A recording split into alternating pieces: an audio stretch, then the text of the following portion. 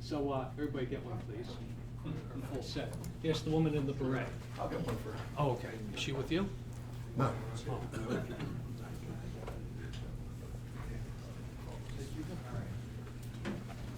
All right. Doug told me that I'm supposed to stand up here because he's recording this presentation. Yeah, and this is your, this will be for the room mic. I don't know if All that right, and works. what's the purpose of the second mic? This is for recording onto that, so it should pick you up. Okay, is this, Yeah, so if you I'm should be doing fine anything where wrong, you you are. let me know. As long as people can hear you. Those are yours. Yeah, those are cool. Sorry about that. No, it's going really well. I'll just wait for these gentlemen.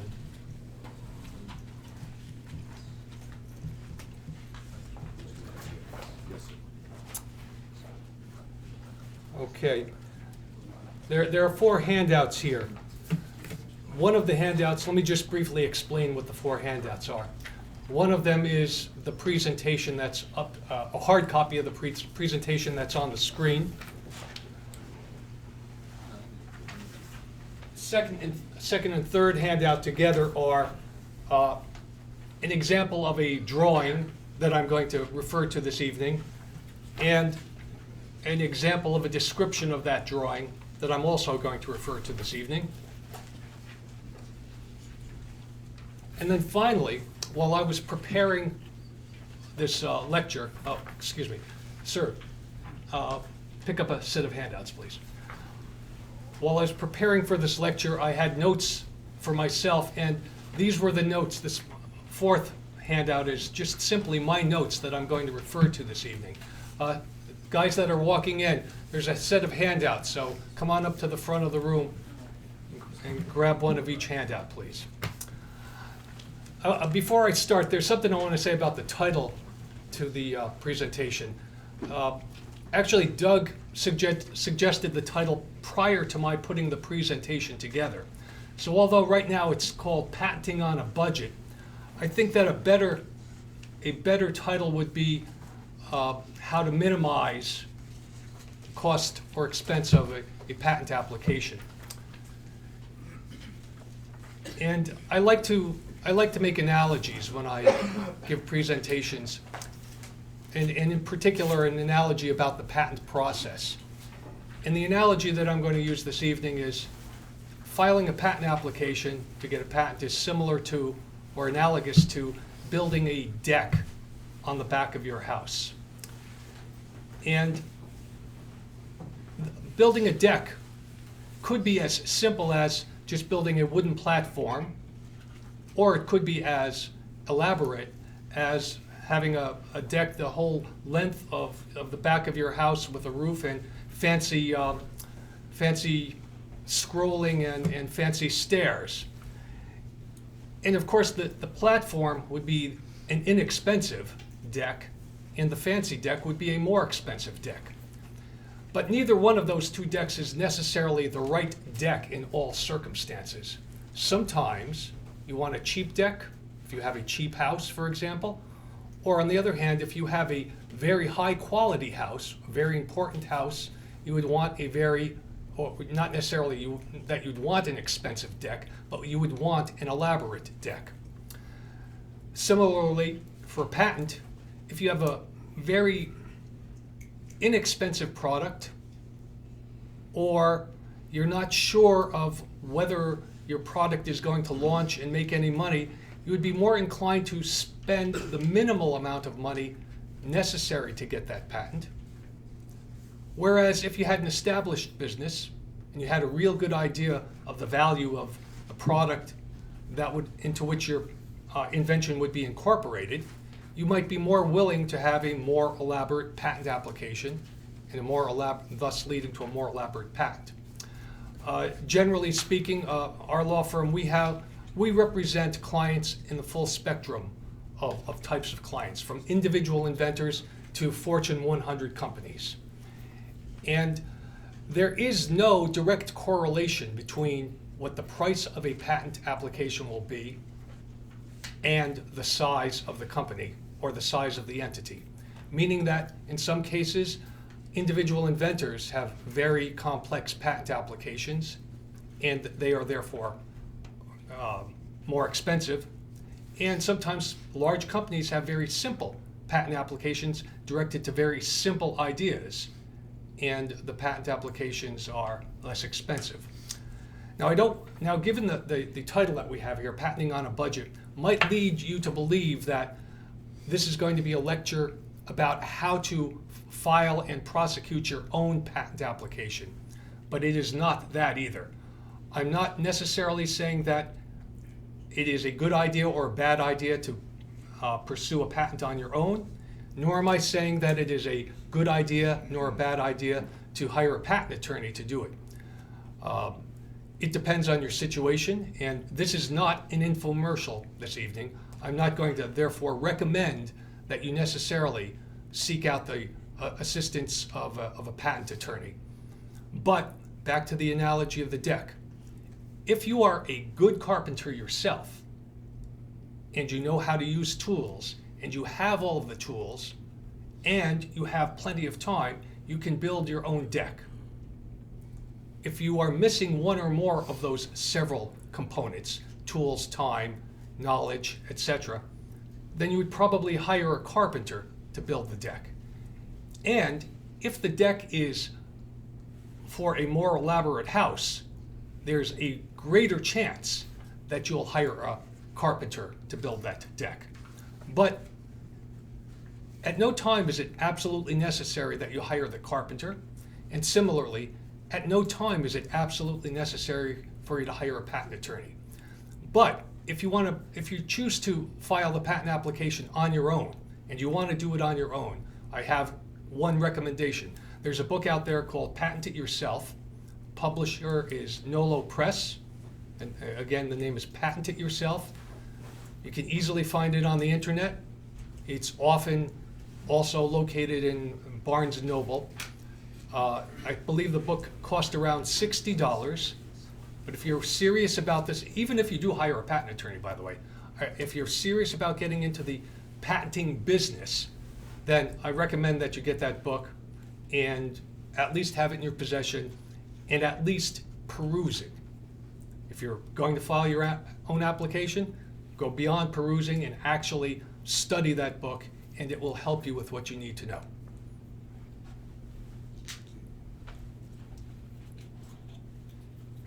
Marco Rubio.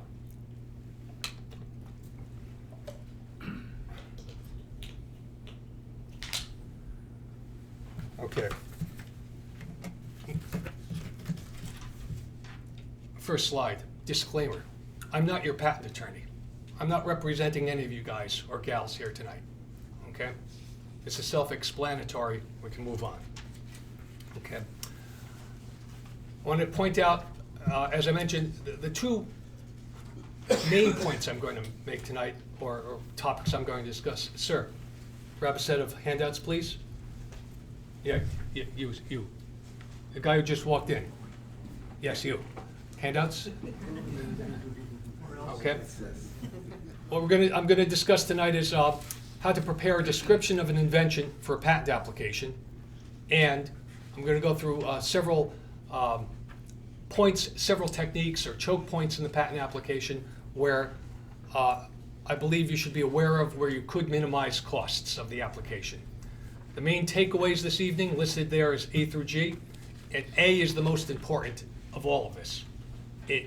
All the way through, from the beginning to the end. Communication, clear, focused, timely communication is the most important thing that you can do when working in the patent application process. And I mean, primarily, if you happen to be working with another person, such as a patent attorney, clear, focused, timely communication with that patent attorney.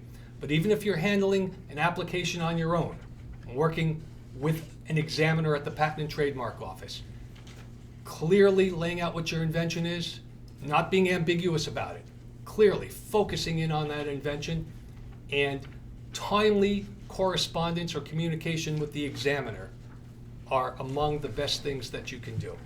And let me just mention about that, because I think that a lot of you may be thinking of handling applications on your own, working with a patent examiner, and that's called handling it pro se. an examiner does not have an unlimited amount of time. A patent examiner is given actually a fixed amount of time, or a target amount of time within which the examiner is supposed to complete a particular examination. And if you can help the examiner do that quickly, he or she will appreciate it. He or she will appreciate it by helping you to move your application through the Patent and Trademark Office. He'll help you to write your claims. He'll help you to correct any deficiencies. However, if you are representing yourself, you cannot, at the same time, have a patent attorney helping you. So you got to make that decision, one way or the other.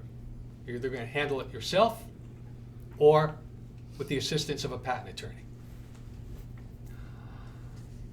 Tonight I'm going to talk about, the main takeaways. I just want to list them here to refresh my own memory. Clearly identify and describe your invention, and we'll talk about that by way of an example tonight. Perform your own prior art search. I highly recommend that all of you, if you're going to file an application, you perform your own prior art search. Obtain and file documents that are called declarations and assignments. Do that as soon as possible. Review office actions from the U.S. Patent and Trademark Office and references that are cited in rejection of your claims as soon as possible. Respond to the attorney in a timely manner and provide default instructions to that attorney. And have adequate funding. Again, I'll talk about all of these topics as we go on, but this is on this page right here. That's the main takeaways. Confidentiality. It was Walter. Is that Walter? Is that right? When you guys were introducing yourselves, Walter said probably the most valuable thing here this evening is that he is not going to tell anybody about his invention until he files a patent application. Very, very good. Okay, that's step one to being an attorney too. Don't say anything that could be used against you in a court of law. Okay. In most countries throughout the world, once you disclose an invention publicly, even in a forum like this, according to law, you are prohibited from thereafter pursuing a patent application on the invention that you just disclosed. This is a public forum. If you guys and gals, if you people collectively, as individuals, if you have an idea that you think is a valuable business idea, do not go disclosing it in a public forum. Don't talk to anybody about it but a patent attorney or your coworkers. Don't even talk to your wives or husbands about it, unless you have to, all right?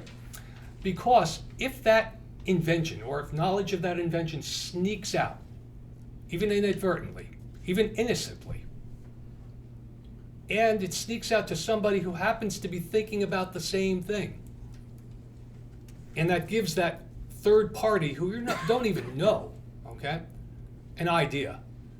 That third party could perhaps file a patent application and beat you to the punch.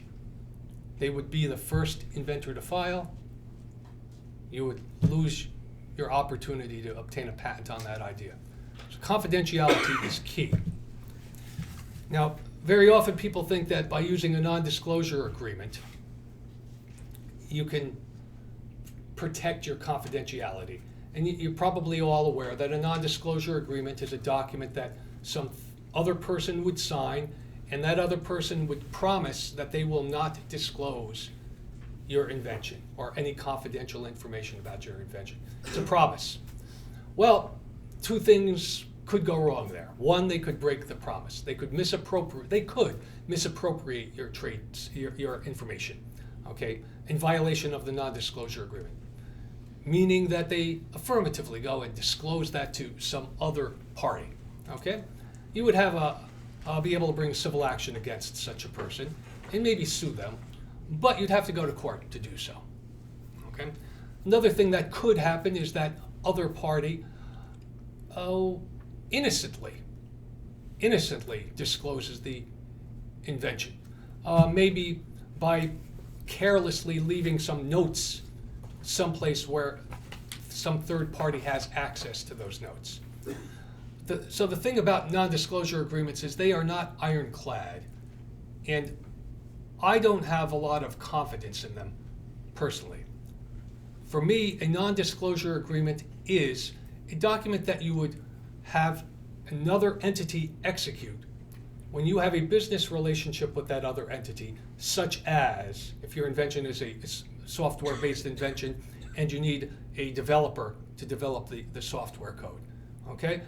If you have a business relationship with that person, then you have that person sign a non-disclosure agreement. Or in the mechanical world, if you need somebody to manufacture a mold or a prototype, all right?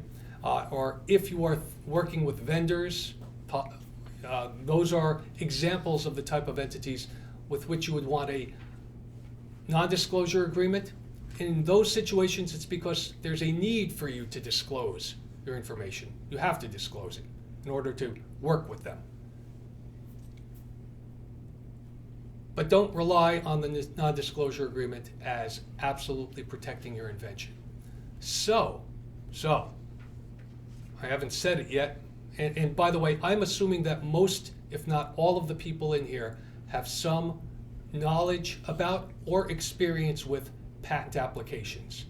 So I'm not, this lecture this evening is not a 101 level lecture. It's more of a 102 or 103 level lecture. I'm not going to, for example, tell you what a patent is. But if you need to work with other people, which eventually you will, I strongly urge you to file your patent application first.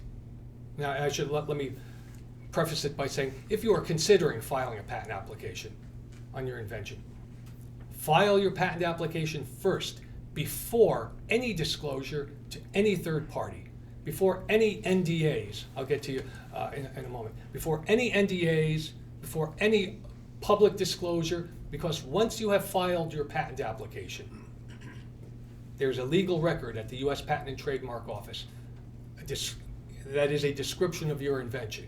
And you could say, hey, I don't even have to worry about disclosure or non-disclosure. I don't have to worry if it leaks out. I don't have to worry if, my wife tells her girlfriend, who tells her husband, who gets drunk, who tells everybody. You don't have to worry about any of that because you have filed your patent application and thus secured whatever rights you have, if you have, if in fact you have any rights.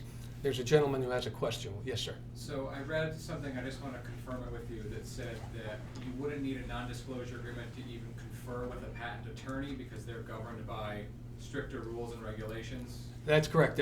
For the sake of the recording this evening, I'll paraphrase the question. The question was, do you need to get a non-disclosure, or have a patent attorney sign a non-disclosure agreement? The answer is no. A patent attorney, you have client-attorney privilege with any attorney you speak to, even if it's not a patent attorney, by the way. Anytime you speak to an attorney about a legal issue, there is immediately imposed a client-attorney privilege, even if you're not paying the attorney. Okay, it's just like if you happen to be Catholic and you go to a priest and you make a confession, or doctor-patient privileges, and also spousal privileges. Okay, and the privilege is owned by the client. It is not the attorney's privilege. It is a privilege of the client. Okay, has that answered your question? It does, thank you. Okay.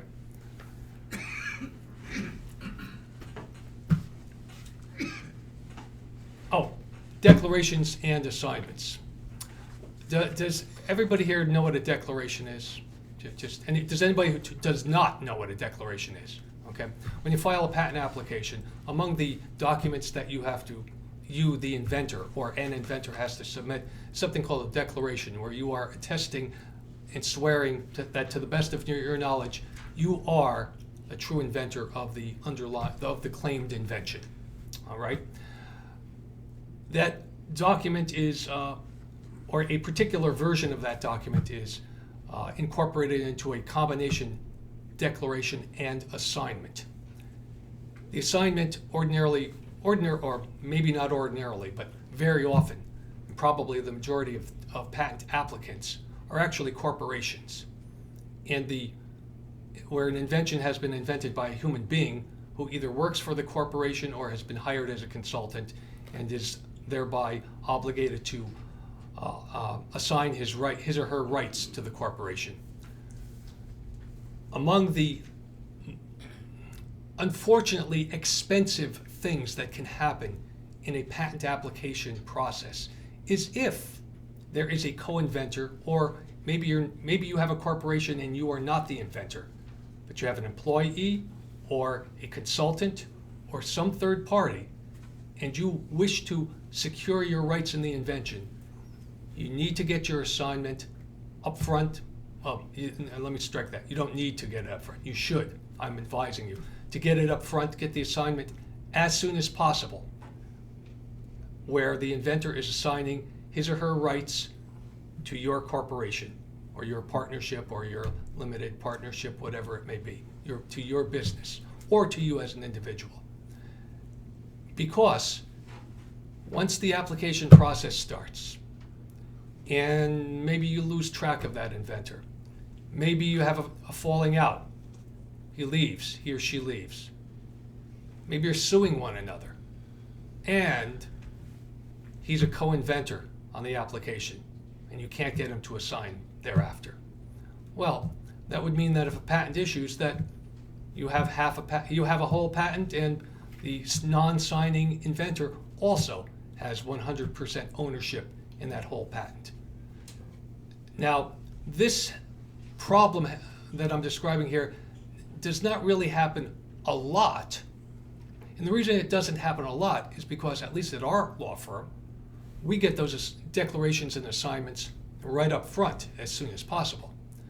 But the small inventor, the non-patent attorney, business person who's trying to struggle his or her way through this, maybe isn't as aggressive up front, but I'm telling you, you should get your assignment up front as soon as possible.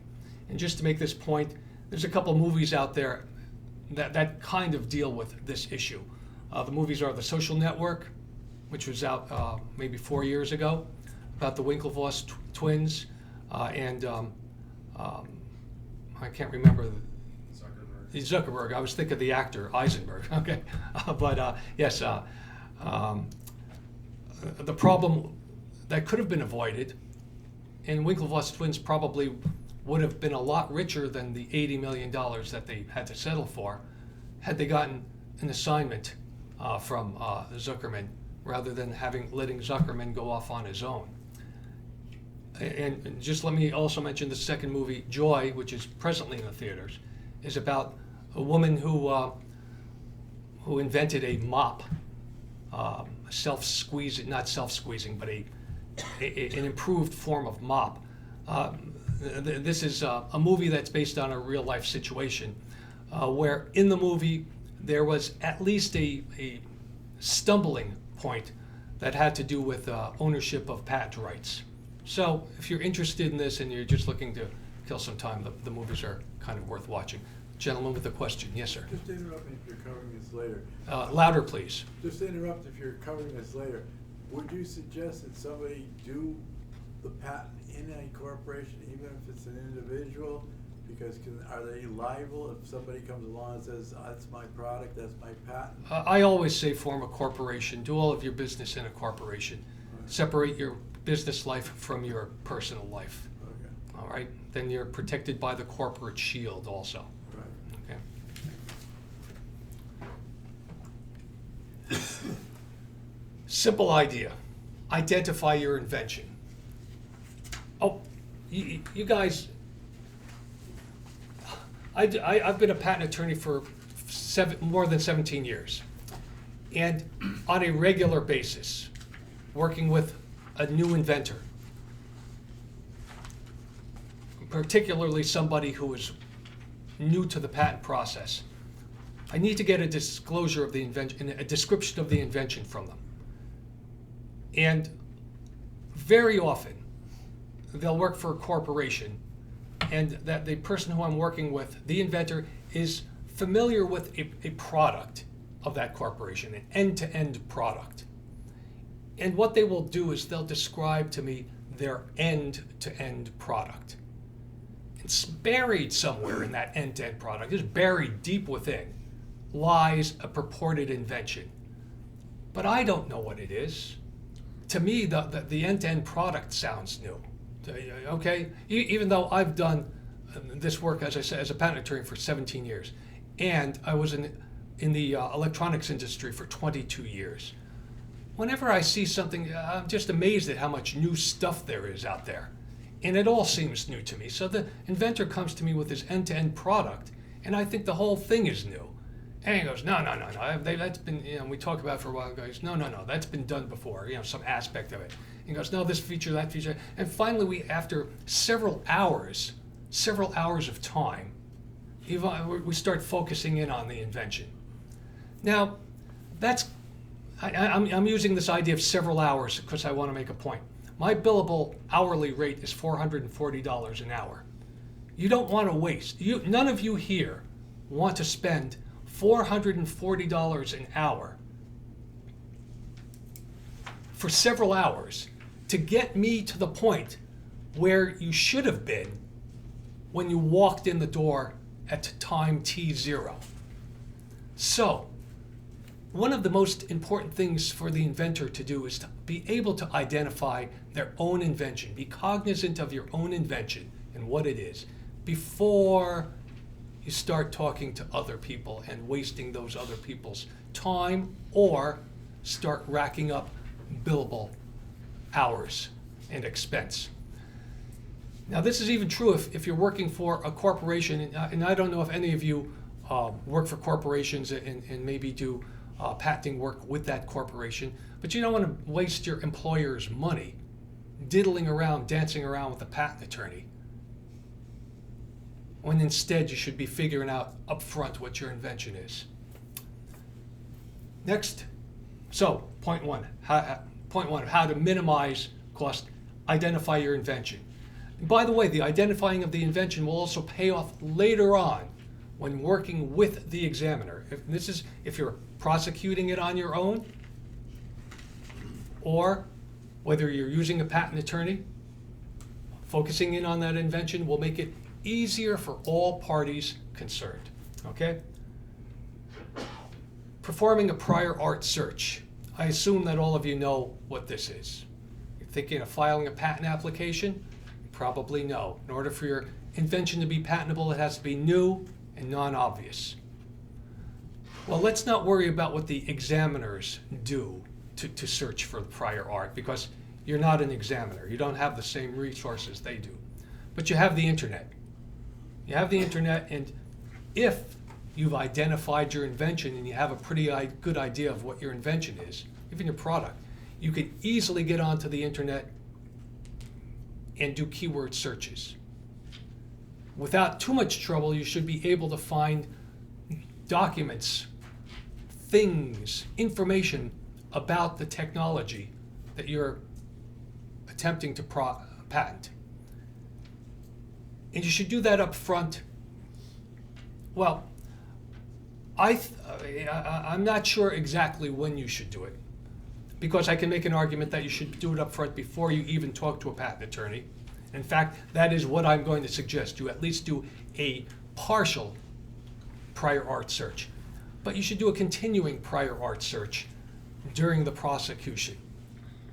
And again, this is to help the Patent and Trademark Office because, as I pointed out here at the bottom of this page, if you find a relevant reference, meaning a published document, that describes some aspect of your invention, or at least suggests it, or would be interesting with regard to a discussion of your invention, save a copy of that reference, or if it happens to be a U.S. patent application, keep note of the patent number or publication number, because those references should be submitted, actually have a legal requirement to submit those references to the U.S. Patent and Trademark Office. And by doing it up front, you may make the examiner's job a little bit easier. And if you ultimately get a patent, on your invention, ordinarily, the more references that are cited, the less opportunity there will be for some competitor to challenge the validity of your patent. Just by way of example, I have a patent here. I have something that you don't have in the handouts. This is a copy of the what's known as the Amazon one-click patent. And I'm going to hand this and allow you to pass it around simply because I want you to take a look at it. But before I hand it out, I just want to point out something. This particular patent was first filed and a patent was granted, and then the patentee, meaning the organization that obtained the patent, filed what's called a re-examination. So their original patent is tagged here with a first yellow tag, and it's several pages long. And I point out that in that original patent there is a list of references that were cited during the prosecution of that original application. During the re-examination, there are several hundred references that were cited. So it's likely that the primary reason for the patentee to request the re-examination of this patent after they got the patent was they said, whoa, this could be a very valuable patent. We are excited that we got it. And we want to make sure that this patent is ironclad. So we are going to request a re-examination, and we are going to submit all kinds of prior art, everything that we can find, hundreds of references. And so here it is. Just take a look at it. And in case you haven't ever seen a patent, this is an example.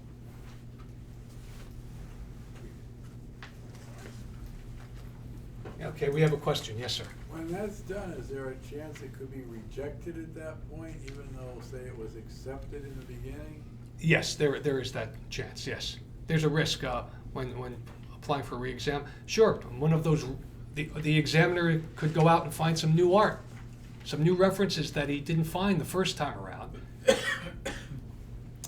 Oh, I'm sorry, and just to make sure, the question was, is there a possibility that during the re-exam, the patent could be rejected and thus invalidated? And the answer is yes, as I just said.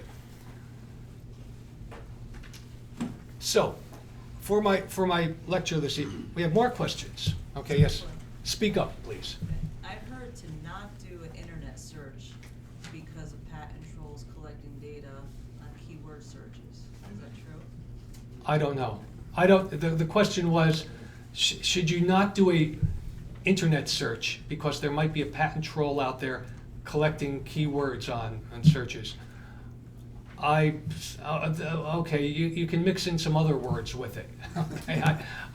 To me, I wouldn't worry about that. All right, I think the risk of a troll somebody happening to be eavesdropping on your searches and using your searches to beat you to the punch with your patent application, I think is very low with respect to the benefit of you searching your own invention. Yes? They don't have to have a person scanning the documents. The computer scans it for them. Is there a question in there? You got a question? Put a keyword in, the computers pull that out. Okay, right. I think she was thinking just something automatically monitoring keywords. Yeah. But I wouldn't worry. Let's not get off track here. My recommendation is do your patent, your prior art search. Don't worry about anybody eavesdropping. If they're eavesdropping, it's arguably infringement of some civil, or maybe it's a criminal activity to be electronically monitoring your search activity. I don't know. Yes, sir. Just a quick aside about the Google thing. The Google thing? Yeah, about Googling search words. Oh, okay. Okay, Google, I believe, maintains a history of like maybe 6 months of your searches. Okay. You know. I say throw some words, And throw there's a way some of downloading it. some red herring words in there, okay? If you're really concerned about this, all right?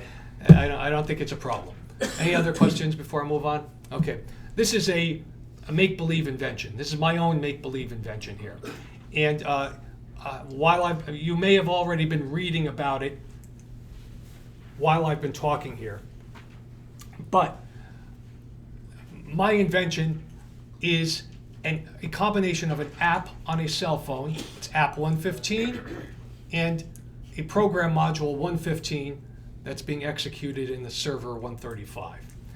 And just on your own, please read this description that I have there, and it gives you the general idea of the purpose of it is, if I'm walking with my cell phone has a GPS component in it and will report my present location to the server, so that program module, server 135, so that program module 150, or I should say processor 140, acting in accordance with instructions in program module 150, will search a database 155 that has a history of my past credit card purchases,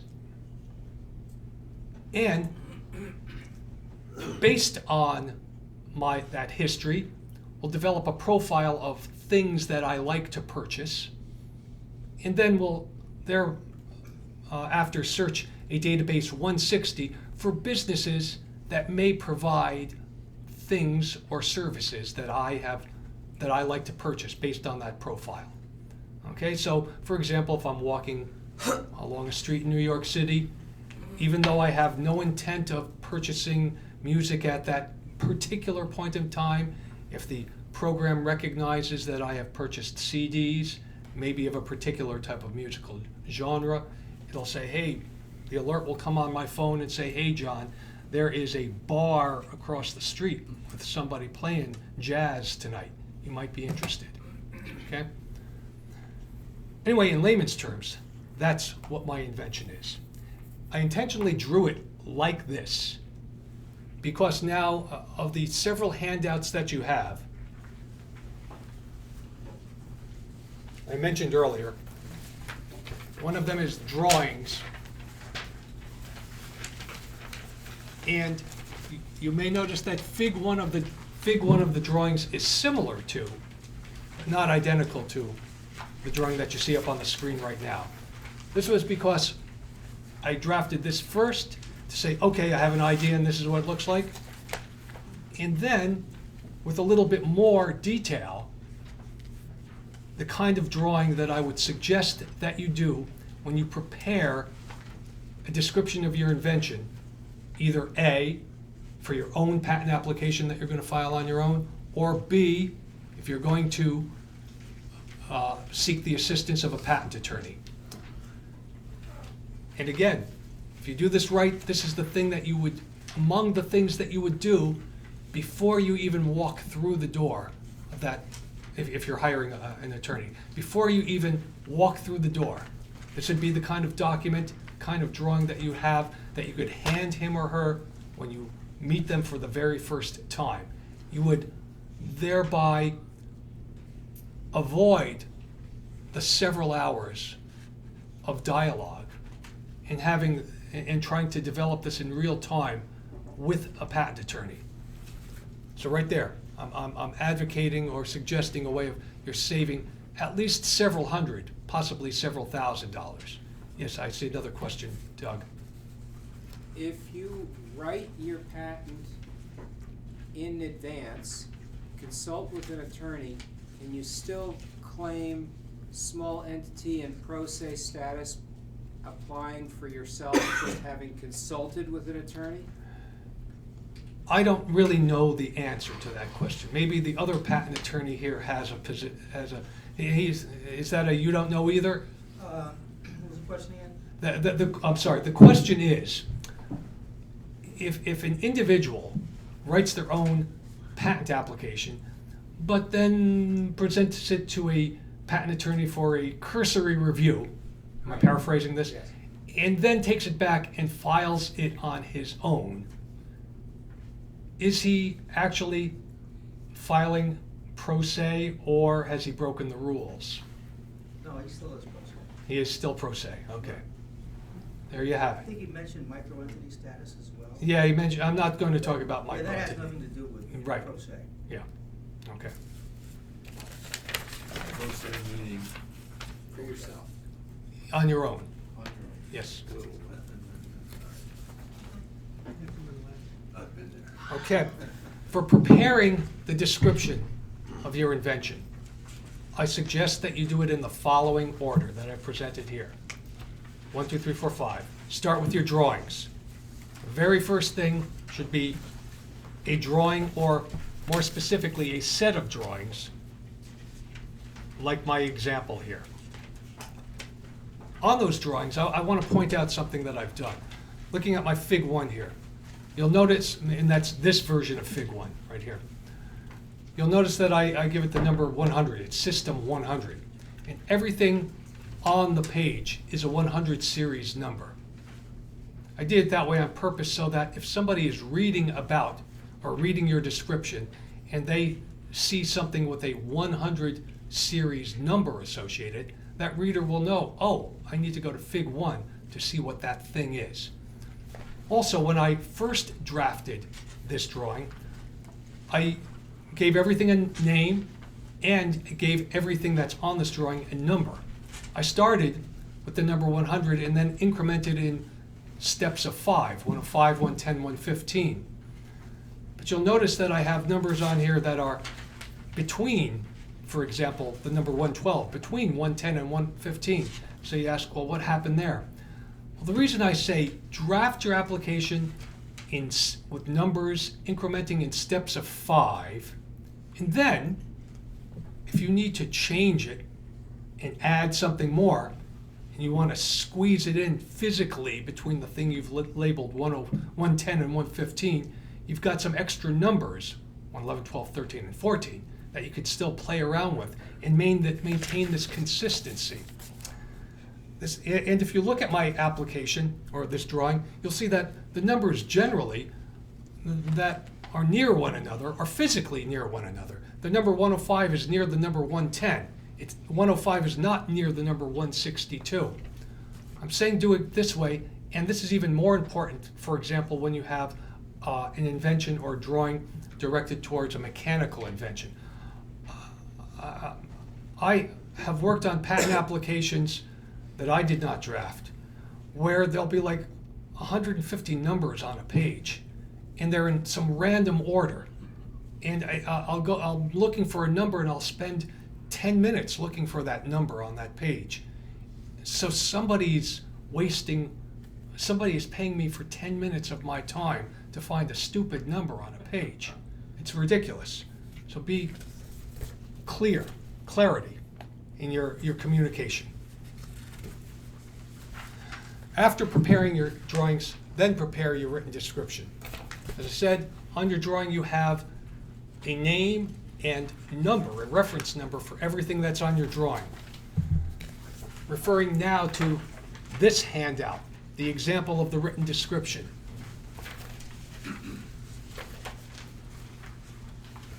It sounds simple, and I'm sorry, back to the drawings. In my example here, I have several drawings, even though I don't physically have them, but I've represented. I have a holder for a flow chart of app 115. Fig 3 is a flow chart of program module 150. So this isn't a real invention. That's why there's no real drawings here. But suggesting with these drawings, what I suggest you do is you start broadly. If you have particularly a computer implemented invention, but even if it's a mechanical invention, same thing. Start with a drawing of the environment, the final product. In my case, a system having a phone, the internet, and a server. If your invention is a component in an automobile, and it's important where it's located in that automobile, perhaps your figure 1 would be an automobile, or an engine if your component is within the engine somewhere. The idea is being Fig 1, the way I approach it, give the reader the big picture. Then with your subsequent figures, 2, 3, and 4, focus in on smaller and smaller component, so that here in my example on Fig 4, my last figure, even though I haven't actually illustrated it, Fig 4 would be an illustration of the presentation on the display of the cell phone for an that helps to facilitate an end-to-end example of how the invention works. So again, I'm illustrating this sort of like an inverted pyramid. Start big, focus in on your invention with your drawings. Then, now I'm sorry, let me stop. There was a question out here. I lost track of it. Yes, sir. I'm just thinking, is the idea that you should draw the invention assuming that the person has absolutely no understanding of the That's a good question. The question is, should you draw and describe the invention under the assumption that a person reading like a total the application agnostic? has no knowledge of anything? A patent application, here's the standard. The patent application has to be drafted so that it would be understandable by a person who's skilled in the art of the technology to which the invention is directed. I don't shoot for that. That, to me, I don't know who the average person skilled in the art is. They don't really exist.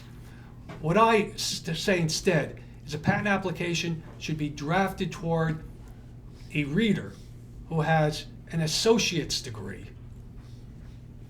in some form of technology. So that, meaning that the average person in some technology, and I don't mean necessarily the technology to which your invention is directed, just an average person, associate's degree in any technology, so that they will understand it. I have never worked on any patent application that was so complex that a 21-year-old person, any average with an associate's degree, shouldn't be able to understand it. Yes? Would you say that also for patent applications in the life sciences like molecular biology? I have never personally worked on, and the question was, should my advice here also apply to a situation such as an invention in the field of molecular biology? There are exceptions, okay? So we'll do a bell curve here, okay? You're off at one end of that bell curve, all right? Sometimes there are things that can't be described to a person with an associate's degree, can't be described to a person with a bachelor's degree, and would be only understood by somebody with a PhD in that field. So this isn't a hard and fast rule, but bell curve, big old bell curve, really wide one with really steep slopes and little tails at the end. Most things can be described pretty easily, or basically. It should be, I shouldn't say should be. I think of like articles in Popular Mechanics. The average guy in the United States can pick up a Popular Mechanic, read through an article, and kind of get a gist of what's going on, and maybe even understand the article fully. That's how it should be. Because I want, back to block 1 here today, clear, focused communication. You want to make it understandable. When looking at, there's something I want to point out in the written description that I have here. This might sound silly, but I'm recommending that you the author, minimize your use of the word the. Minimize use of the word the, T-H-E, okay? That's because I've already told you that you start with your drawings, and on your drawings you give everything a name, and you give it a number. Thereafter, in your written description, I want you to refer to those things by that name and that particular number. No synonyms, no suggestions of what you're talking about, but like my opening sentence, Fig 1 is a block diagram of a system, i.e. System 100, etc. And like a menu, I list off the major components of System 100, one of which is a server, 135. So I introduce a server, 135. Thereafter, when I want to refer to that component, I refer to it as server 135, not computer 135, not the server 135, not the computer, by avoiding use of the word the. It's a little bit awkward to people who do not do this regularly. It's a little bit awkward. But it almost forces you to use the same name and the same reference number for the thing that you want to talk about. Now, in this simple little invention, it's not a problem. But let's say we had an invention that happened to have 3 computers or 3 servers. And you talked about the server. And then here I am, the patent attorney who I'm charging you $440 an hour. And I said, damn, which server is he talking about? Why didn't he just follow my rule and call it server 135? Okay. Anyway, after writing your written description, and by the way, written description, start with Fig 1 and describe everything you see there. For each thing in Fig 1, ultimately for each thing in your drawings, have at least one sentence or at least one phrase that describes that thing. Do not leave it up to the reader's imagination as to what a thing is or what the thing does, okay? Even a cell phone, unless it's so by its name, a cell phone is obvious what it is. But for example, in my Fig 1, I have a server, I've illustrated the processor and the memory. And within the memory, I'm sorry I don't have it right in front of me right here.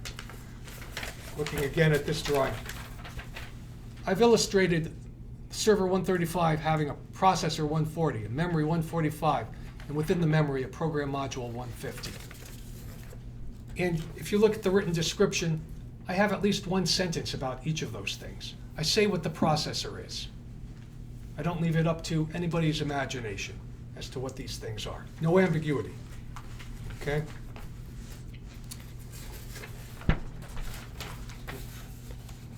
Question? Yes. Sorry, on a related note, and this might be too basic, so if you want to put it off, that's fine, but this example patent, would you call this a utility patent for a cell phone, a server, and all the other components, or is this a design patent for a system? Okay, the question was, I'm paraphrasing it. Looking at the thing that's shown in my Fig 1, would you call it a utility patent or a design patent? Or a patent application, actually. The answer is it's a utility application. A design patent is a patent that is directed toward an ornamental feature or ornamental features of a physical thing. Whereas a utility patent is directed toward an invention that falls into one of 4 statutory classes. This is the 101 lecture that I wasn't going to give, but I'm going to answer your question. A utility patent, as I said, would be directed to an invention that falls into one of 4 statutory classes. I call those classes the 4 M's. It's the letter M. The 4 M's are method, machine, item of manufacture, and material. So if you have an invention that falls into one of those 4 M's, or a thing that falls into one of those 4 M's, there are exceptions, but I'm not going to discuss them. It would qualify as an invention for which you could get a utility patent. But when we say the word patent, we're ordinarily talking about a utility patent. This if we were to pursue a patent on this thing in Fig 1, I should mention most of the work that I do is directed to computer implemented inventions. So this would be representative of the kind of patent application that I work on regularly. In this drawing, in Fig 1, there are actually 3 classes of invention. One is, this is a machine. So it's one of the 4 M's. This system here is a machine. It's one of the 4 M's. There's also a method collectively executed by the cooperation between activities that are set forth in Application 115 and Program Module 150. So it's the method that's executed by this machine. The third class of invention on this drawing is this storage device, 165, that would hold the program code or the object code for controlling the processors. So, I think I've answered your question. Have I? Okay. So, what I want to tell you is also, don't confuse what we are talking about here today with design patents. Even though a design patent is just another form of patent, much of what I'm saying here applies to a design patent application. But a design patent application does not really have much of a written description. A design patent application is a series of illustrations of a physical thing, where those illustrations have to set forth the ornamental aspect or combination of ornamental features that you wish to, of which you wish to get a design patent. So, after the written description, points of novelty. So you've got your description. It's kind of evolving, developing into something similar to what I'm holding in my hand here, this exemplar written description. After you've described your Fig 1, Fig 2, Fig 3, and Fig 4, after you've included at least one sentence or more, if necessary, paragraph, a page if necessary, to describe the operations performed by the things that are shown in your drawings, then this is particularly if you are eventually going to work with a patent attorney. List out in bullet form what you believe to be the points of novelty of your invention. List out in bullet form. If you are going to use a patent attorney, don't try to draft the claims on your own. You'll most likely screw them up. Okay? Instead, do it in bullet form, in a language that you're comfortable with. You guys don't draft patent claims regularly, except for one student here, one member of the audience. Okay? Also, after listing your points of novelty, list the benefits of your invention. And preferably technical benefits, not necessarily business benefits, even though listing business benefits are good too. But if you have a technical benefit, some technical problem that is overcome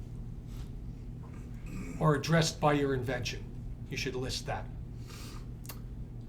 If you're not using a patent attorney, and then you're going to draft your own patent claims, well, having those points of novelty is what you would use as your outline for drafting your patent claims. The benefits of the invention is a paragraph that you'll include, or a narrative that you'll include somewhere in your application.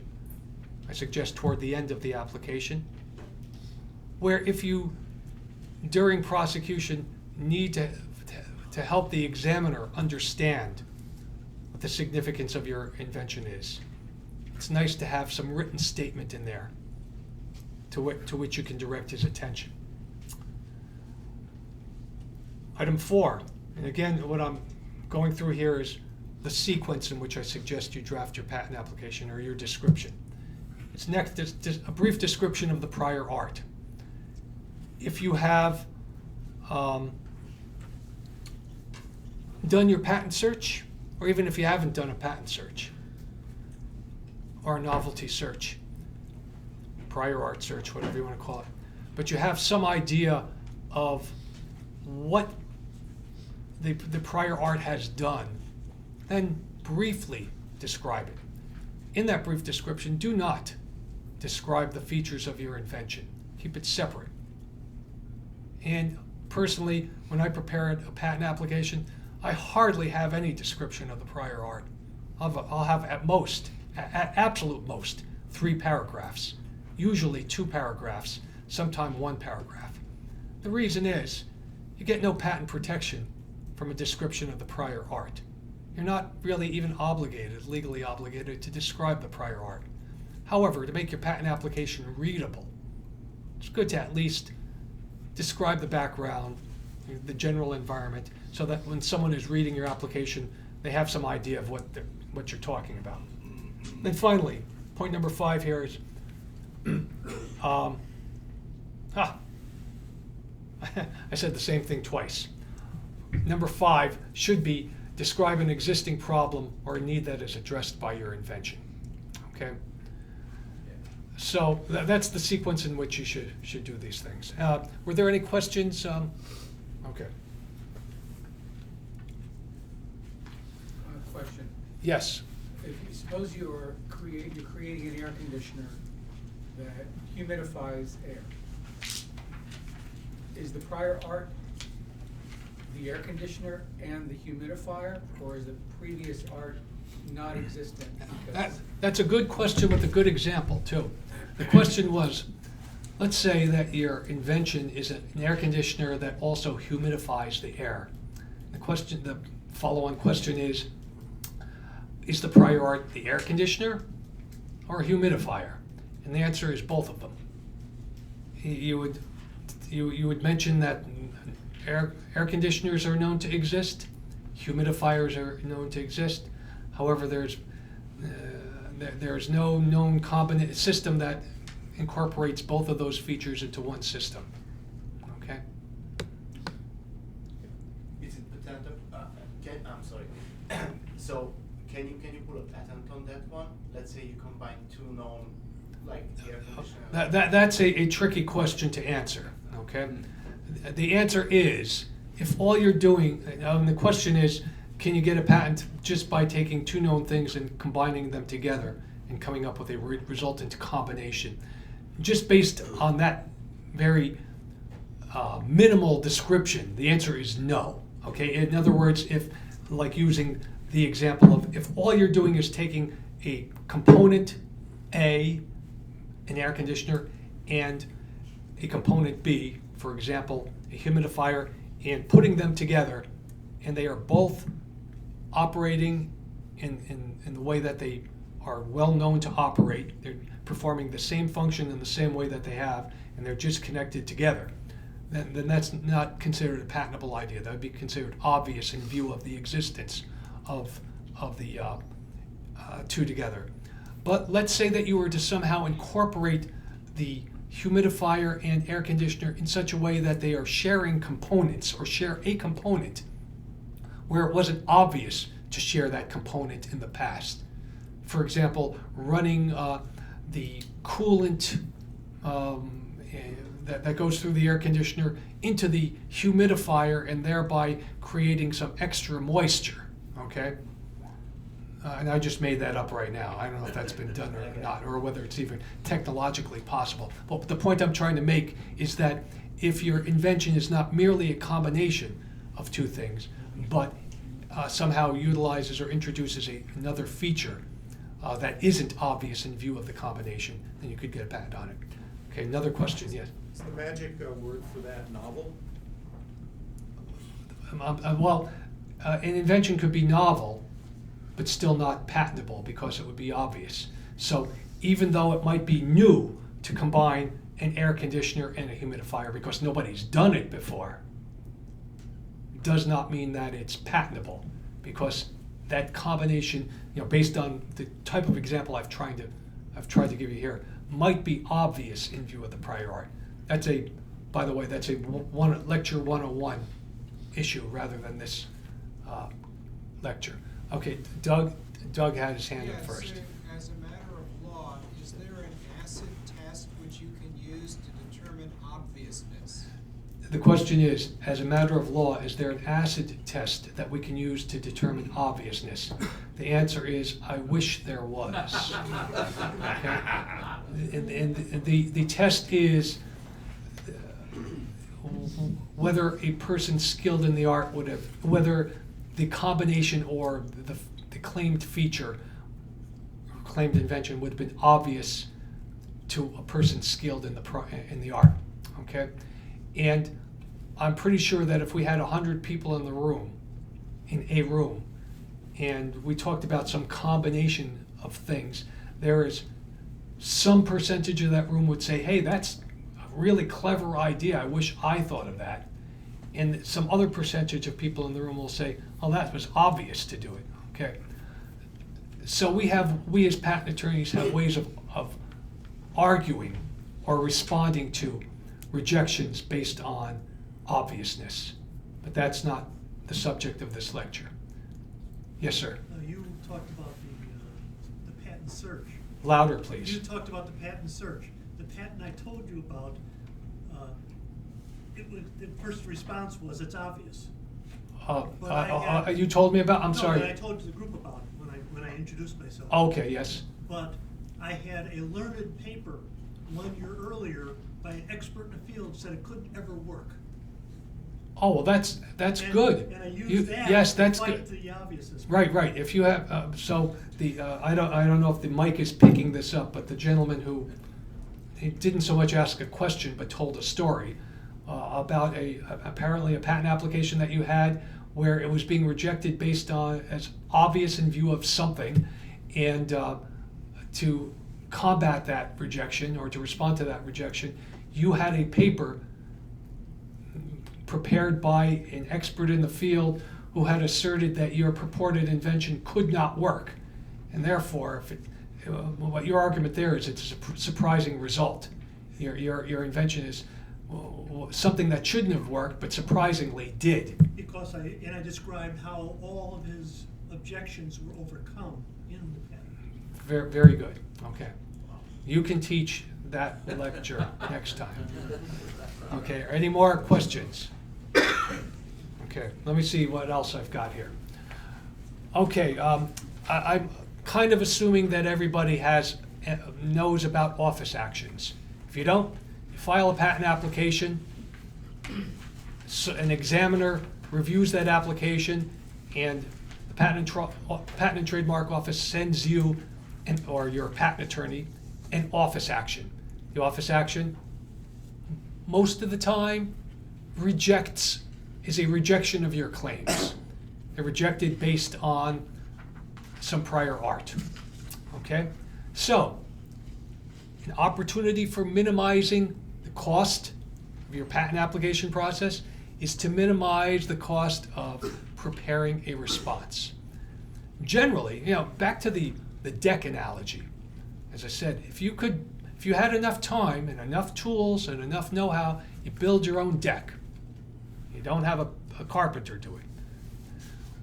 Well, there's sort of a happy medium here in the patent application. Unlike a deck, you ordinarily wouldn't build half a deck and then hire a carpenter to do certain things unless you're a general contractor or something. But with the patent application process, there's a lot of things that you can and should do yourself. Keep in mind that you, the inventor, are a technical expert in your field.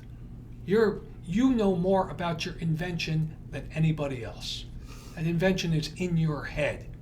So anytime it comes out, it's possibly being distorted. Okay? I'll use myself as an example. Today, prior to coming to this lecture this evening, I probably worked on at least 3, maybe 4 different matters. Okay? 3 or 4 different things. I don't even remember what I did prior this morning. All right? I wouldn't know until I got back into my office, because there are too many things going on in my head. So, you're looking at that cloud. Just look at me. I have a cloud in my head. I want to know your patent application, your claim number 1 is being rejected. The examiner says it's obvious in view of a combination of 2 references. Or let's make it even easier. Your claim is rejected as being anticipated by a single reference, meaning that the examiner is saying your invention is not new. This is the easier situation to address. All right? Well, I have your patent application, which maybe we wrote 2.5 or 3 years ago. I haven't looked at it in 2.5 or 3 years. I have a I have a reference which might be 20 pages long that I don't know anything about. And you, the inventor, can either say, okay, Mr. Patent Attorney, you can review all of that stuff yourself, and I'll pay you by the hour to do so. Which, by the way, I eventually kind of will do anyway. I won't do a cursory review. But to help me do this, to help me focus in, remember first slide, or first thing I mentioned, communication, clarity and focus, timeliness. Help me focus in on what the invention is.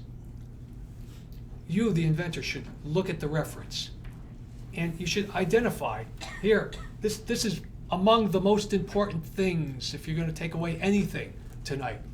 This sentence right here. Identify a feature of your invention that is neither described nor suggested by the references. That's how you get a patent. It's because you convince or you demonstrate to the examiner that you are claiming a feature or a combination of features that is neither described nor suggested. Meaning it's new and non-obvious. It's neither described nor suggested by the references. So that's all I want from you. I'm the patent attorney. I want you to tell me what thing in your invention is new and non-obvious. What is not described by that reference? Now, here's the fallacy. Here's the thing that many inventors do. They turn it right around. What they do is they tell me things that are in the reference that aren't in their invention. In other words, what many inventors do is they're simply distinguishing their description of their invention from the description of the thing in the reference. They're saying, oh, the reference has parts A, B, C, and D. I only have parts A and B and C. Well, that would mean, in that example there, your invention is merely a subset of the thing that's described in that reference, the reference A, B, C, and D.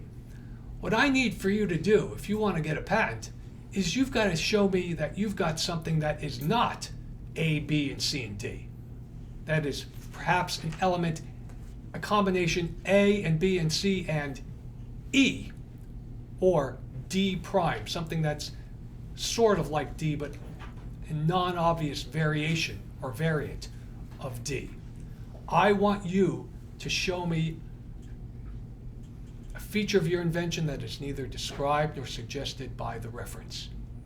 You do that, in other words, here it is.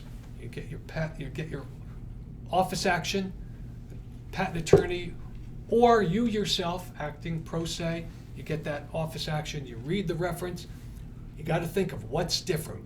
Not merely what's different, I'm sorry, not merely what's different. What have you got that they don't have? That's what you want. Yes, sir. If you're pro se, can you still go to the attorney with this when this I really don't know the answer to that, because I don't like it when people do that with me. As a patent attorney, I say, look, you want a patent attorney, come see me. You don't want a patent attorney, then go read that book I told you about, patent it yourself, or go see that guy back there, okay? But I don't know the answer to that question, because I just don't want clients who want to come halfway in the door or ask me through my window. Okay? If you want a patent attorney, come on in. My billing rate is $440 an hour. Okay? Lost my train of thought here. Okay. Oh, so even if you're handling this on your own, pro se, and you're going to be working with that examiner, you get on the phone, you say, Mr. Examiner, I need some help. I'm doing this pro se. I'm not a patent attorney, and but I did go to this lecture, and there's a guy there named John Yankovitch who said, I've got to show you a feature of my invention that's neither described nor suggested. The examiner will say, yeah, that's what I want. Show me what that is.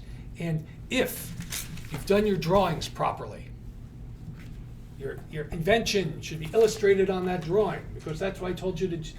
That's what I told you to do first, is your drawings. Draw that invention, all right? So you go, Mr. Examiner, my invention is this operation that's being performed by program module 150 as illustrated in figure 3, and it's, flowchart step, the combination of steps 315, 320, and 325. Nobody does that. The reference doesn't do that. And the examiner, if you're right, if you're factually correct, the examiner will say, yeah, you're right. Nobody does that. And they'll stamp it with that notice of allowance for you. Okay? That's what you want. If it's not a computer implemented invention, it's a machine, okay? A physical thing. And you say, hey, examiner, look, I've got this widget, this gasket, this whatever it is here on the side. Here I've illustrated it in my drawings. It's feature number, in figure 2, feature number 205. The references don't have a 205 sitting on a 200 as illustrated in my fig 2. Okay? That'll get you the patent. Yes, sir. Question. Just using your drawing as an example, let's say this cell phone, the first one, 105, 110, 112. This is something brand new. Okay, it doesn't exist. Okay. And I come to you and I say, look, all right, I'm on a budget here. I want to patent 105. I don't have the funds to do 110, 112, and 114. Then I'll send you to that guy. But I want to patent 105. So I couldn't. How much is he now? I don't care. I couldn't, break it down and say, all right, let's start with the first patent out of all of these. Oh, That's no, fine. you're asking a compound question there. You were complicating it by saying you don't have the funds to do something. All of the All of patents. them. Now here's here's what you can do. Okay.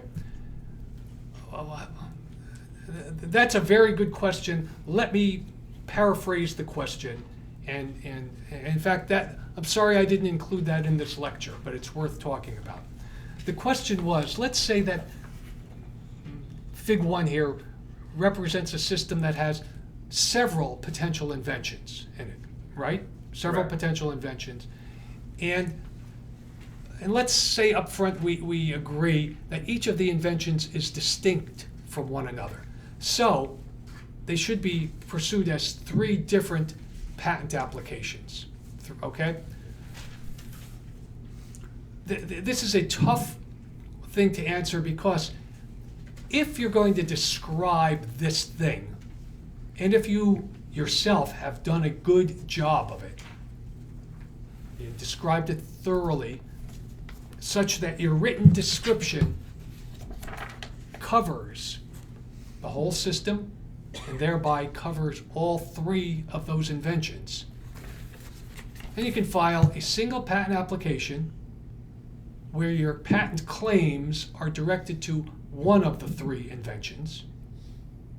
And so you have not, and now I'm assuming you're working with a patent attorney for this example here, okay? Yes. And so you said, Mr. Patent Attorney, Mr. Yankovitch, I can't afford to go after 3 separate applications right now. However, I have a good description, and I just want to therefore have my claims directed towards one of those 3 inventions. Well, I'll tell you that when I prepare a patent application, I'm going to say a surprising amount of time, a percentage of my time when preparing the application is directed to drafting the claims.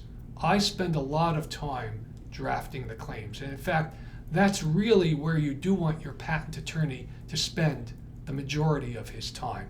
You don't want your patent attorney to be doing something that you could and arguably should be doing on your own, which is describing the invention. You really want the patent attorney to be drafting the claims. So I'm just to give it a number here. Just to give things a number here. Most descriptions that I get really aren't that good. They're really kind of lousy. So even a good description, when I get what I call a good description from a client, they're really not that good. So even in that good situation, I'll probably spend 2/3 of my time redrafting the application and doing what I think the inventor should be doing on his own, or could be doing on his own, not should. when working with me. And then 1/3 of my time drafting claims. And that's because I'm thinking, okay, now I'm going off to another lecture here that I wasn't prepared for, or what didn't intend to discuss today, is drafting the claims. A good claim is a short patent claim. The fewer words you have in your patent claim, the better. The fewer words, okay? So, for example, if I can use the word computer rather than computer server, I use the word computer. I draft claims, and what I ordinarily do is I'll draft my patent claim, I'll think it's good, and I'll put it down, and then I'll pick it up again the next day. And I'll say, which of these words in here do I not need? I try to get rid of the extra words. Now I'm really going off on something that I didn't intend to talk to today. Just a show of hand, how many people here, if you have inventions, are computer implemented inventions? Just a quick show of hands. Okay, a few of you. Okay, in computer implemented inventions, or okay, in any type of invention, keep in mind your invention and your product are not necessarily the same thing. So, let's say you have an invention that has a lot of little gizmos in it, a lot of gears working together. I'll do a mechanical invention. It has some arrangement of gears, and it replicates that several times because maybe it's part of an automobile, okay? And so naturally in your automobile you're going to have it 4 times, one for each of the 4 tires, okay, or 4 wheels. Well, your patent claim is not going to be directed, or at least claim, if your invention really is some arrangement of gears that applies to one of those 4 wheels, one of the 4 quadrants of the automobile, you only describe it, or you only claim it once, in singularity, not a vehicle comprising 4 wheels wherein each of said wheels has something, okay? No, you have your claim, you should do your claim directed toward a singular occurrence. The reason I mentioned about doing it in computer implemented inventions, I'll assume that most of you have some idea of what a flowchart is, okay? Flowchart and a single pass through the flowchart. And in practice, a computer may execute that path, that flowchart, millions of times in the course of an execution of a program, many times. But if the invention can be described by a single pass through that flowchart, that's the way you describe it. Singularities, fewer words, fewer components. If I don't need a plurality of gears, but instead a gear, that's what I'll use. So that's why it takes me. That's why I spend a lot of time working on the claims, because I want to find out what is the minimal number of things that I need in my patent claims. And that's when I'll get back on the phone with the client. That's when I start really earning my pay, because we want to really focus in on the invention. Back to my slide 1, or earlier in the lecture. Communication, clarity, focus, and timeliness. Focus in on that invention. Figure it out what it is. Tell me it's those 2 gears so that I can spend less time drafting the claims. You do some good bullet points. My invention is a combination of a first gear and a second gear doing something.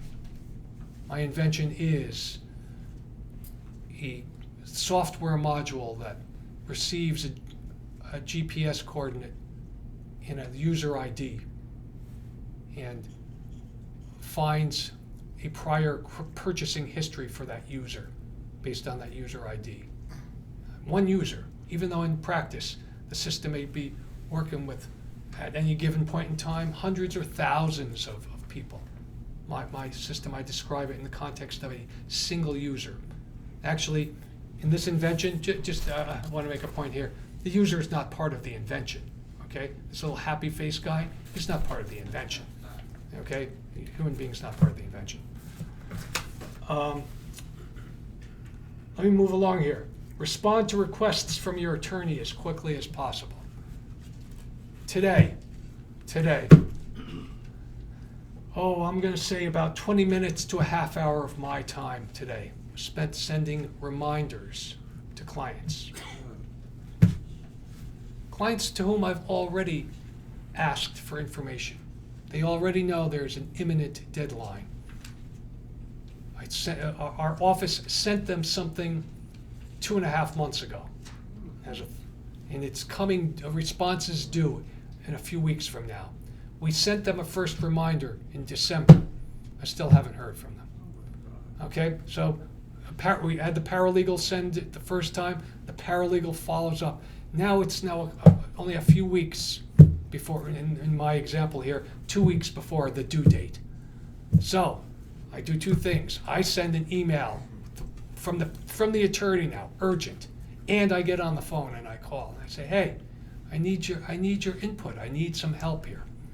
Or just tell me that you want me to do it on my own. I'll spend several hours on my own at $440 an hour if that's what you'd like for me to do. But you've already wasted some of your own money by having a paralegal have to follow up at the paralegal's billing rate, and then me follow up at my billing rate.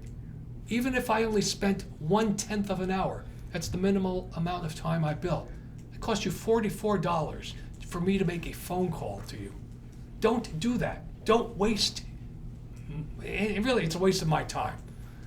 I mean, arguably, I'm going to get paid for it if we don't argue about the bill. When you see the bill and you go, oh my God, how come it costs so much?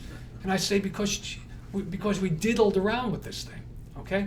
So avoid having the attorney follow up or send reminders. And then we get to this, here we are, it's 2 weeks, okay?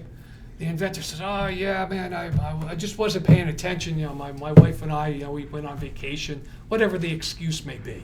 There's all kinds of excuses.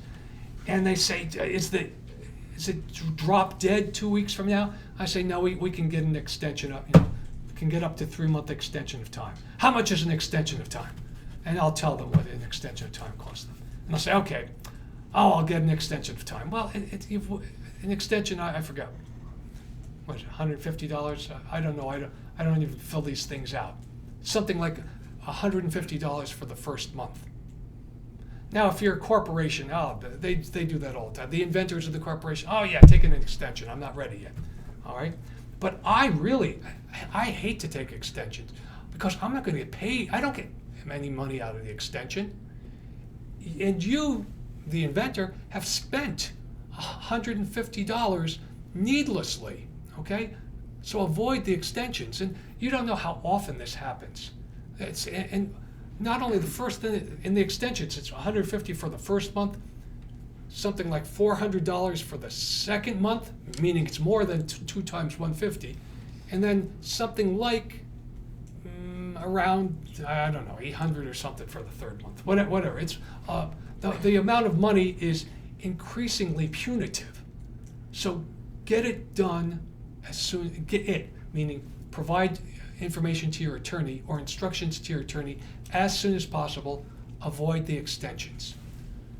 Sometimes, maybe let's see if I have a segue into. I'm not ready to get to there yet.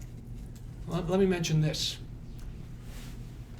I hope you guys don't mind. I went way over I was supposed to talk for 40 minutes. I blew that an hour ago. We've got a time thing. You want to try and wrap it up for the next 10 minutes? Yeah, I will wrap this up, but let me say this. Sometimes,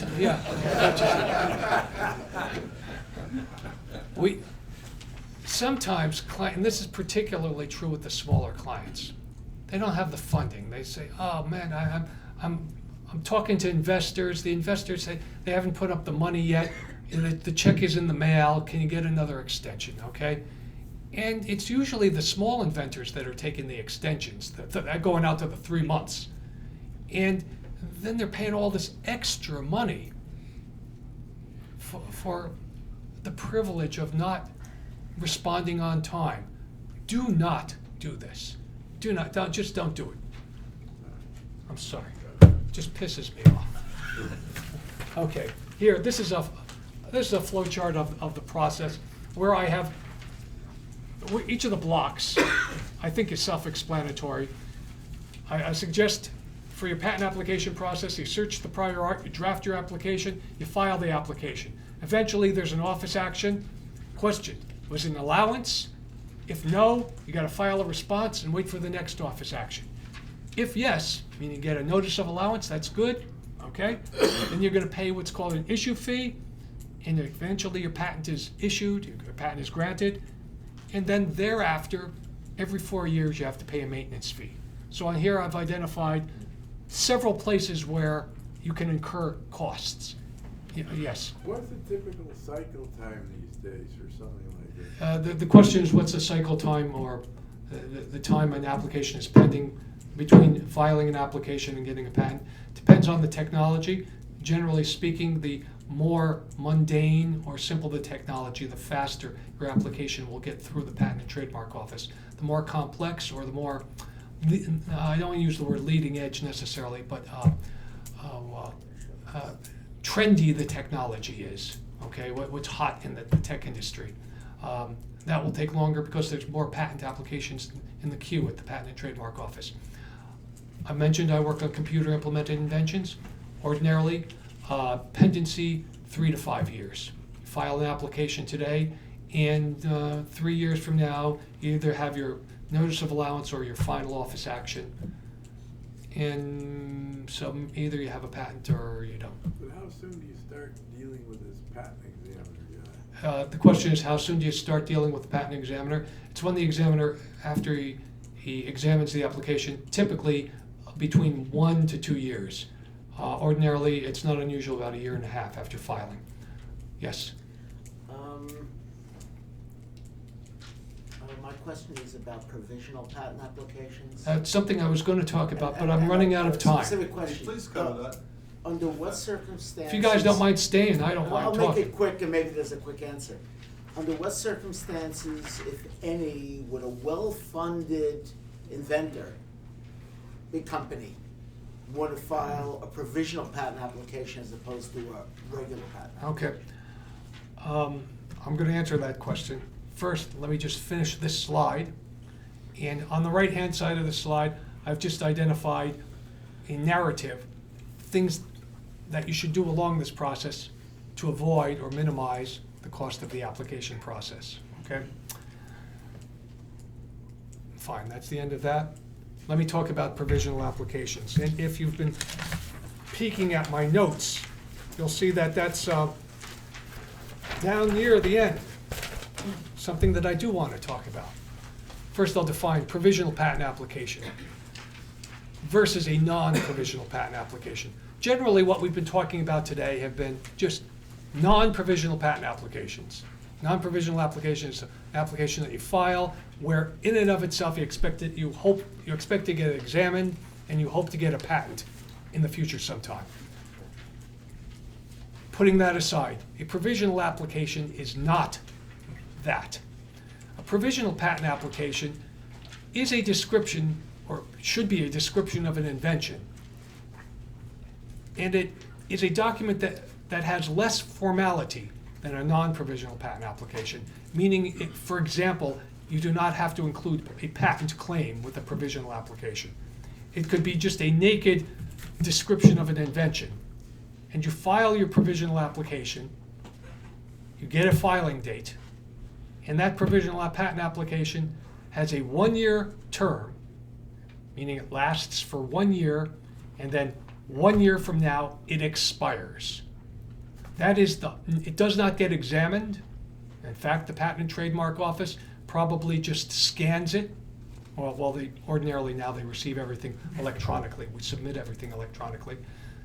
So it goes into some memory somewhere, and nobody ever looks at it in and of itself. The purpose of filing a provisional patent application is that you can file a subsequent non-provisional patent application that claims priority to the filing date of the provisional patent application. I'll say that again. You file a provisional application. In and of itself, that provisional will not become a patent. Instead, you have to subsequently file a non-provisional patent application that claims priority to the filing date of the provisional application. Now, what many people think, by the way, I've forgotten your specific question, but we'll get to it, but let me... What if you have a huge amount of money? No money constraints. Mhm. When would it make sense to file a provisional patent? Okay. I'm going to answer that question eventually, but first I'm going to say why you shouldn't file a provisional patent application. Many people think that filing a provisional application is a cheap way of somehow getting a patent. That is not true, okay? If you file, and I'm going to represent this graphically in the air here, okay? If you file a patent application, there's going to be a filing fee and the expenses that go along with preparing the application, filing it, and here it is graphically. I'm representing in time the expense of preparing, filing, prosecuting a patent application. If you first file, and time is increasing that way, if you first file a provisional patent application over here, that means you're going to have whatever the cost associated with that provisional application is, in addition to the cost that I've illustrated here. So ordinarily, all else being equal, filing a provisional application first and then filing a non-provisional claiming priority is more expensive. And I'll say that, I have no experience with any of the online or things that are advertised on TV, the Inventors Helpline or whoever they are. I have no firsthand experience with any of them. But I do notice that many of them say that they will help you you can file a provisional application. So keep in mind that means that within 12 months you've got to do something else. Now I want to continue, I'll eventually get an answer to your question, but I want to mention a regular problem with filing a provisional application is because there is less formality of filing a provisional application, many people say, oh, let me just do a half-assed description of my invention. Let me just file something quickly and get my provisional patent application filing date. And then within my 1-year term, I'll file my non-provisional, okay? Well, that's fine, provided that your provisional application, or within your provisional application, you have disclosed your invention. Because now, to exaggerate, let's say that, just to exaggerate, I take this piece of paper and I put a cover sheet on it and I say, this is my provisional patent application. This is just I don't even know what this is, okay? It's just a bunch of gobbledygook. But nevertheless, I could file this and call it a provisional patent application. Nobody will object. The Patent and Trademark Office doesn't examine it. Nobody cares. 1 year from now, I file a non-provisional patent application, and I'm exaggerating here, but I'm claiming priority to this. And so I'm therefore saying to the world, hey, I didn't invent or file this application just as of today. I have filing rights back to a year ago because I filed a provisional patent application. Well, I'm intentionally exaggerating, saying that a year ago you filed a bunch of garbage. You have no provisional rights in anything but a pile of garbage. So, when preparing your provisional patent application, you should ideally take almost as much care, I'm going to say almost as much care as filing a non-provisional application. Let me state that differently. You should take as much care as is necessary to make sure that your provisional application adequately or fully discloses your invention. You don't have to have all of the other bells and whistles. It does not have to look as nice. You don't have to have patent claims in it. But you should describe or disclose your invention in that provisional application. Now hold it, you gotta wait your turn, because I still gotta answer his question. You're asking too many questions. All right, we just hold on there, okay? Anyway, Manny's question was, what if you have an unlimited amount of time? When should you file a patent, provisional application? Well, first, Money, not time. Unlimited money. unlimited money, I'm sorry, yes, unlimited money, yes, not time, you're right. A first situation having nothing to do with money, and this is why I said time, is let's say that tomorrow you're going to give a presentation. You're going to a trade, you have an invention. Tomorrow is a trade show, it's a real important trade show. And you really, for business purposes, need to tell the people at the trade show about your invention. You have to disclose it publicly.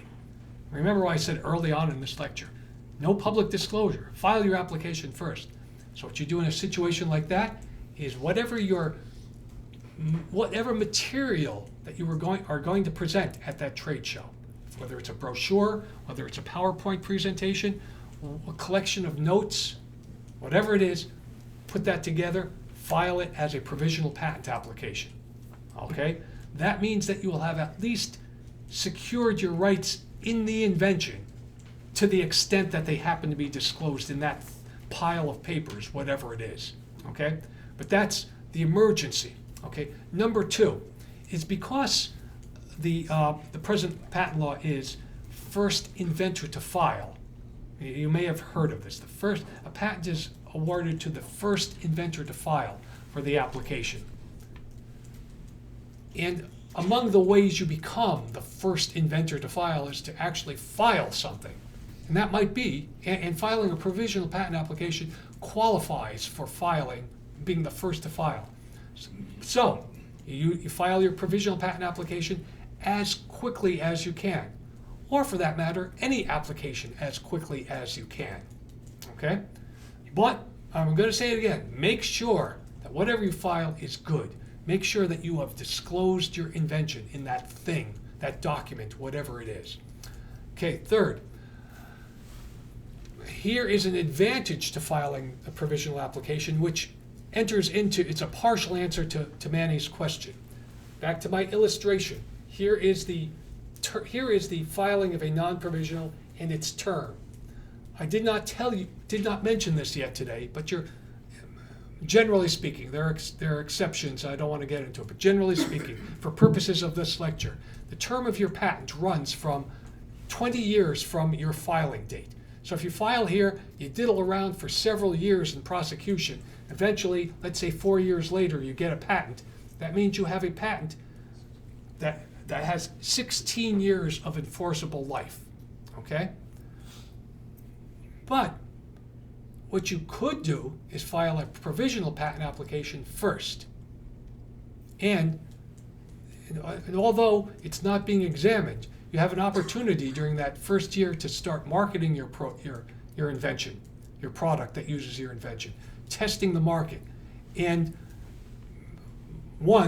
during that 1 year, you're testing the market, you're making the further decision. Should I go further with this and jump in with both feet and file a non-provisional application? And let's say you do. You go in there and you file your provisional application within that 1 year period. Well, that patent will still run for 20 years from the filing date of the non-provisional application. So you have effectively gotten 20 years worth of, even though you don't have any real protection, no legal rights to enforce your patent until you get a patent. Okay? And in my example, it was 4 years after the filing date. But you have an extra year here where you've reserved your rights and you're testing out the market. And it hasn't eaten into your 20-year term. Okay? So to answer Manny's question more specifically, if you have unlimited term money, prepare, even if you have limited money, prepare a good application, good description of your invention. Take that good description. If you have unlimited money, file your provisional application. If you have limited money and you're not sure of whether you're really going to go forward with this and you don't mind the extra year of not prosecuting the patent, then file your provisional patent application. If you don't know what you're doing, then don't go filing a provisional patent application. Don't call the inventor's hotline or any of those services on TV.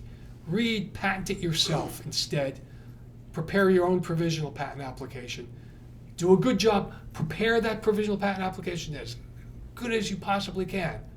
And then within 1 year, figure out whether there are any deficiencies, draft your patent claims. If necessary, then go to a patent attorney, then file your non-provisional patent application. So have I answered your question? Yes. Have I answered he was kind of asking, you wanted to hear something about provisional applications. If you do file a provisional application, I thought if you have to go with your non-provisional before the year's up, and that your non-provisional now has to reference what you said in your original. You are correct. You're correct in that that corresponds with the example that I gave earlier that said if you file a piece of garbage, you really have you have rights in a piece of garbage, okay? So, as I've been emphasizing, I'll emphasize it now. If you do it right the first time, whatever you're going to file it right.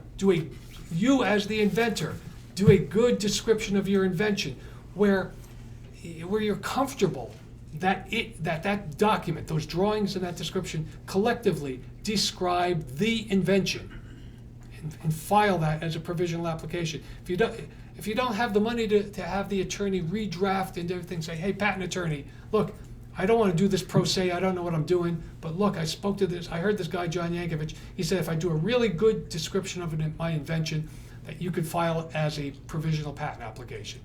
And you say, that's what I want you to do, file that as an application.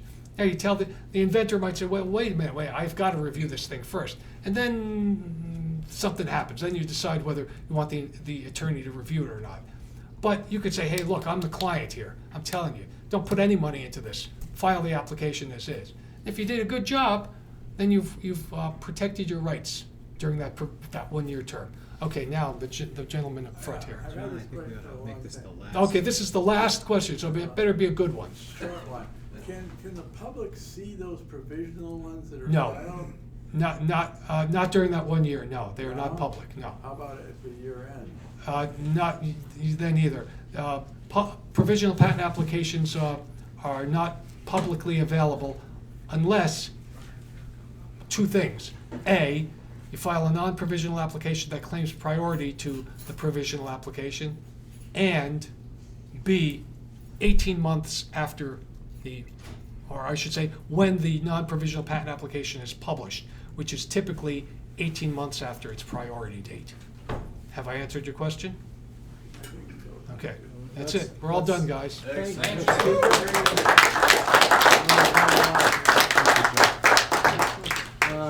After these meetings, some people like to go out for a bite to eat. I think Penny's Diner was the favored place. Moses, are you going? Yeah, I'm going. Is there anybody else? We've got a couple people going.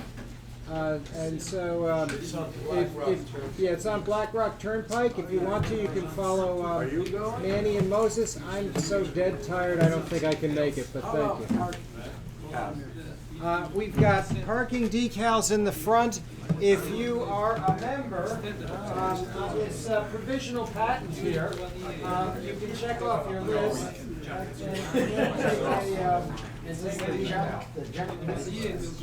Yes. If I believe it, I can write a description. And by the way, you can. I feel like I can. You can. Just tell me. What is your name?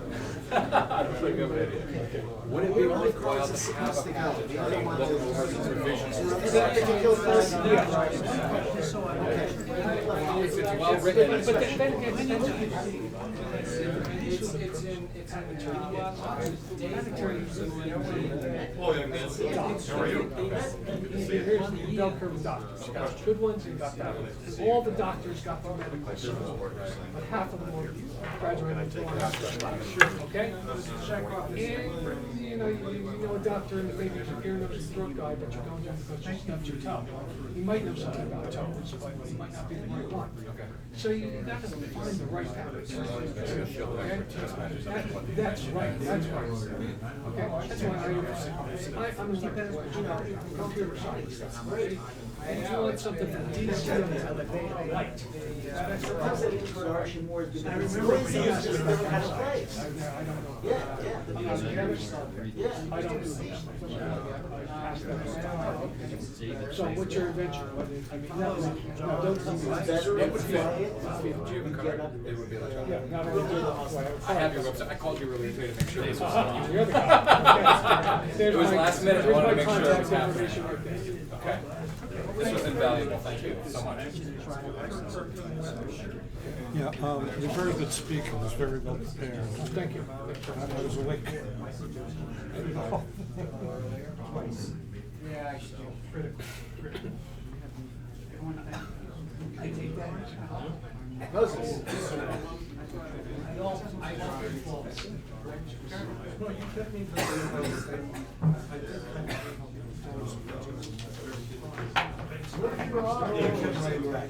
Wait is great. A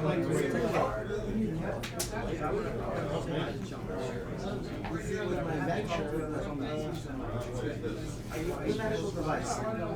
It's actually changed from. Oh, you don't have an answer. But I didn't talk about it. I don't talk about now. Just over the bridge. Yeah. So what's the review? You helping Is it, I made a statement, everybody got something built into one that counts. They made it in third world countries with thousands of years of original people. Sure. Show me what you find. Of course not. But it's a corporation. You have an idea for the corporation? You know what John was saying? On that one? No. Because They screwed it up. changed from first to No. They have, they basically gave it away. It's a semiconductor. So you file on it, then you go They bartered it away because they didn't want to develop the chip. They bartered it away. and then you can do this. 6 months after they use it, and then they can choose some other stuff. Because the first one only has 1 year. So if it's only 1 year, you first have to So here's something that's every single FM radio made in the last 20 years. So this is That's biotech. Use of biomedical which covers all of that. I mean, it's still in use today. Very good. Lots of biotech. Lots of what is it? The FM stereo demodulator chip for the analog FM, not for digital. But for analog FM, using a phase lock loop. So the thing that locks onto the pilot frequency so that there's no calibrations, there's no adjustments, it just works. And it saved labor. That's what it saved. Anyway, hope you enjoyed the lecture. Yeah, you wanted to talk to me about I hope you didn't mind my example. I thought that was a good example. Because that was the thing that got that patent. if you go toward the mirror, it will be on The your prior right. art search gave me a counter example.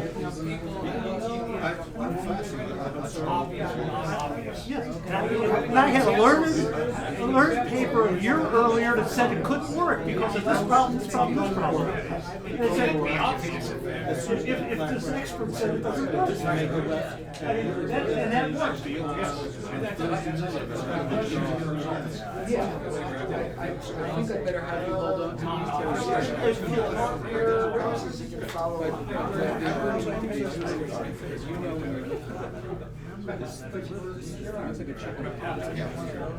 This is back from 2011. I just grabbed my little file. This was years ago. I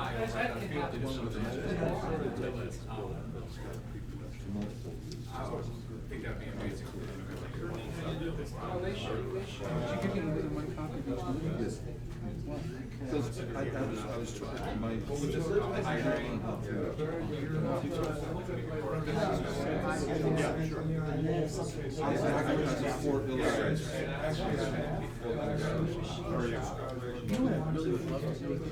I would say probably, except I am working at the food center. It's not. First time. I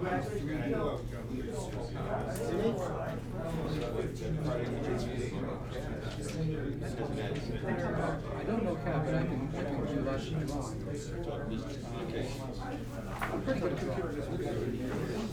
I'll get a hold of you. Absolutely need someone. I'll send you an email. Send a immediate email saying,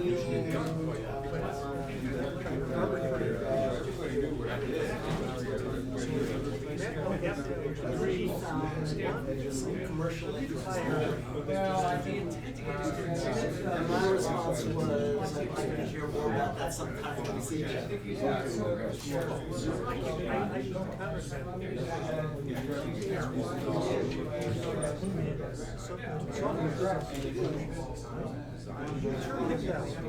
I would immediately fire you for stupidity.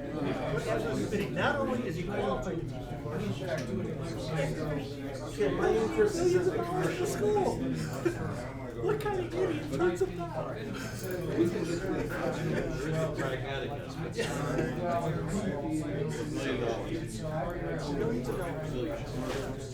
Just because he now has a relationship with the school. Okay, so there's potential. Okay, potential. Okay, that's all I need right now. This point is potential. Okay, that's good. You got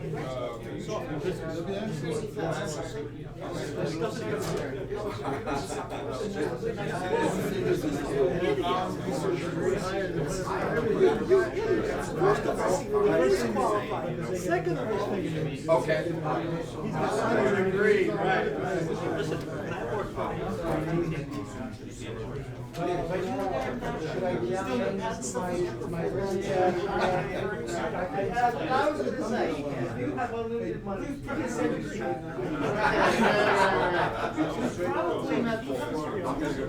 young guy.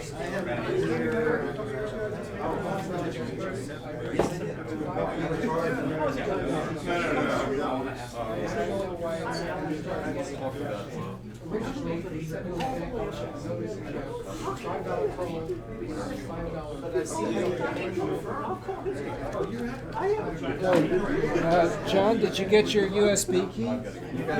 Okay, we got to make sure that we stop the recording here. Oh, I didn't know about that. I just